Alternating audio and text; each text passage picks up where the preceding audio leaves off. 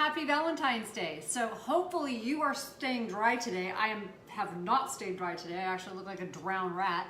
If you live anywhere near Southern California, you know what I'm talking about. We've had like actually serious storms this year, not like the fake storms we usually have where it's like kind of like ants spitting on you. I feel like I live on the East Coast or something. It's been insane here. So I look a little like a drowned rat. And today was one of those crazy days that did not start the way I planned. Wanted to have this nice morning with my husband and it just went sideways. So all kinds of like family stuff I had to take care of and just insanity. So I don't know if you've had one of those days or if you have those days now and then, but I needed to reset the mood because this is Valentine's Day.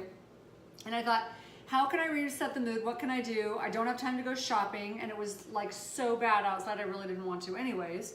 The weather was just nutty. So instead, I'm gonna make a couple things that I know my husband loves. So one of the things I'm cooking out of the cookbook, Brain Warrior's Way cookbook. I also, if you don't have that, there's all kinds of fun things, easy things on my website, tanaamen.com. But today that's what I'm cooking out of. And I made these yummy fudgy brownie bites. And they're very low glycemic. They're delicious. So there's those. And then I'm also gonna do some double chocolate mini muffins. So for those of you who are watching, you can kind of see what they look like. And the reason I like the mini muffins, they're fast to make and they're like the perfect amount. So for those of you on any kind of, you're trying to watch your calories, watch your carbs, these are actually low carb, but they will really help you. So all of the recipes in this book are low carb, low sugar, but that's a really nice size and they cook really quickly. So let me just show you what we do. And I always tell people, like, whenever I do these videos, I'm not a chef, okay? So contrary to popular belief with all the cookbooks I've written, I don't really like to cook. And so I had to figure a lot of this stuff out the hard way. I just like to feed my family healthy and be healthy.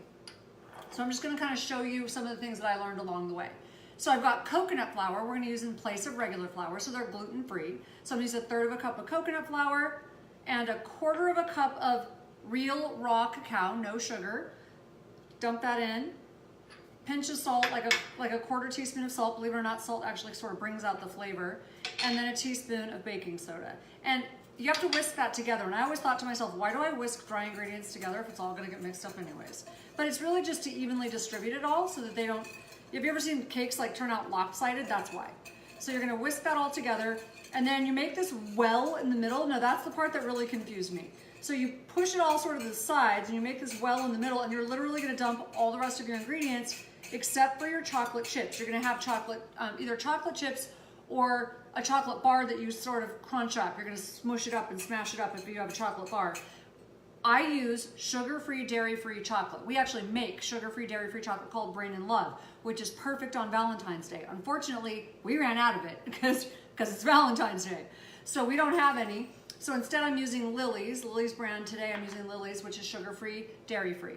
So now what I'm gonna do is dump the rest of my ingredients in. I have coconut butter, which I just heated up. I'm not a fan of cooking in the microwave, but I don't mind heating something up for just a few seconds. So just for a few seconds, I heated up some coconut butter, not oil, coconut butter. So I just have 1/4 cup of coconut butter that I just heated up enough to make it mushy and not crumbly. Put that in the middle. I have 1/4 cup of coconut milk, full fat coconut milk. And I made this well in the center, and I don't know if you can see this. Now you can't see it. So what I did is I just made a circle in the center of all the dry ingredients. And I wondered, why do I do that? Again, we're just gonna mix the whole thing up.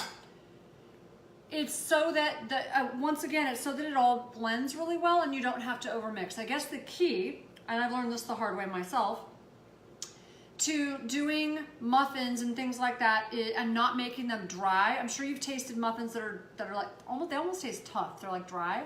It's because they're overmixed. So you don't want to overmix. That's why you make the well in the center. It evenly distributes it and you don't overmix it. Now I'm gonna add 1/4 cup of erythritol. And if you're sensitive to erythritol, of course we wanna do something different here. But if you're not, erythritol is a great substitute for sugar. Keeps it low glycemic. Couple tablespoons of maple syrup, so that's the only real sugar in it, is a couple tablespoons of maple syrup. And then 1 teaspoon of vanilla. And then I've got 4 eggs. So I'm gonna take the eggs and just dump them right in the center. And then I always liked using an electric mixer, never could figure out why. I can't use an electric mixer. And so I just did. And then I was always getting tough muffins and things that they just weren't moist. They had this weird texture to them. And that's when I figured out, oh, that's why you put things in the middle and you actually follow instructions. So I actually asked a chef, why do you do that? And that's why. It's to help with the texture and make them come out more moist and that flaky feeling that you want with muffins. So now I'm gonna mix it. I'm gonna try to do it by hand. And if you want to use, I actually have my mixer here just to show you, but if you're going to use a mixer, then make sure that you mix on the lowest setting for the shortest time you can. So very, very briefly, but I'm not really gonna do that. So I just whisked it together really quick, and then I'm just gonna use a spatula to do the rest. So I just briefly mixed it. You wanna do the least amount of mixing that you can and yet keep it together. And so that's all you really have to do here. And then at the very last minute, the last thing you're gonna do after you put these in is put the chocolate chips. So you're gonna spoon these in. I'm gonna show you this in a second. After I've got this mixed, it's kind of fluffy because keep in mind, this is not traditional muffins, so this is not regular flour.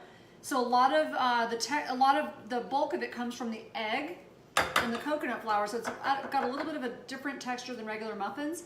So I've mixed it. I really didn't do a lot of mixing, and I'm gonna fold in these chocolate chips and just evenly distribute them.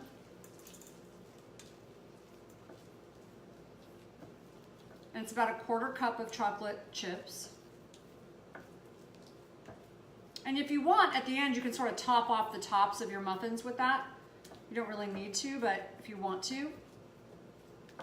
And then what I'm going to show you now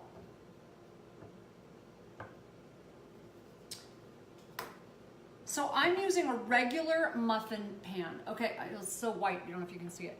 So regular muffin pan, but I'm using mini papers, okay, and I'm just doubling them. And you can get small muffin tins, like the smaller size muffin tins.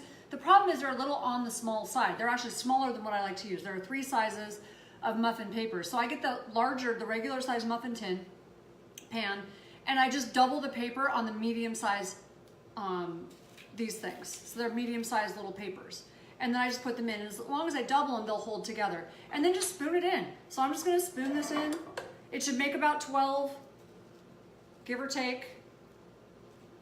And you're gonna bake these for they actually go quick, so 12 to 15 minutes because they're so small. You can make larger ones. You don't have to make them small like this. But if you make larger ones, you're gonna need a little more baking time. So I would add a few minutes to that and just keep checking them. Check them with a toothpick, see if how well they're done. Now, one thing, so I won't keep you on with me while I spoon those in. One thing I just wanna add to that, my favorite topping for them, I actually have a recipe for a really good frosting that is a much healthier version than traditional frosting. So that's in the Brain Warriors Way cookbook. So if you really are looking for, say, something for a birthday party or a party and you really need a frosting, like to decorate with, there's one in there. So it's more of a low glycemic, it's a better option. It's not perfect because frostings are hard to do perfectly, but it's way better than what you would get in a store, right? It's not full of chemicals and it's got way lower sugar content than what you would get in a store. But my favorite for just normal is coconut whipped cream. That's it. So I just take full fat coconut milk, put it in the refrigerator in the can. That separates the watery part from the fat part. Take that full fat off the top, just skim it off the top, put it into a bowl, and I didn't even mix it this time. Normally I mix it. If you put it into your, the mixer, my KitchenAid. You like that? Anyways, put it in the KitchenAid and mix it and just let it go for like 10 to 15 minutes. It whips it up nice and full. So I didn't do that today because I don't really have time. But you can just take that full fat coconut right off the top, the milk, just mix it up, and I just spoon a little bit over the top of each one, and everybody's happy. So it works really well. You can't really add to that one. You can't add things like maple syrup to the coconut whipped cream because it will thin it out too much. But that's why I do have that recipe for the frosting in the book. So I hope that helps. Enjoy the recipe. I don't think this one's on the website and I don't have time to post it today, so you're gonna have to use the video until we do something about that. But there are lots of recipes on there that are simple, delicious. You can have a healthy treat with someone you love, and you're not gonna, load them up full of sugar. Or if you have the book, this is in there. All right, thanks. Happy Valentine's Day.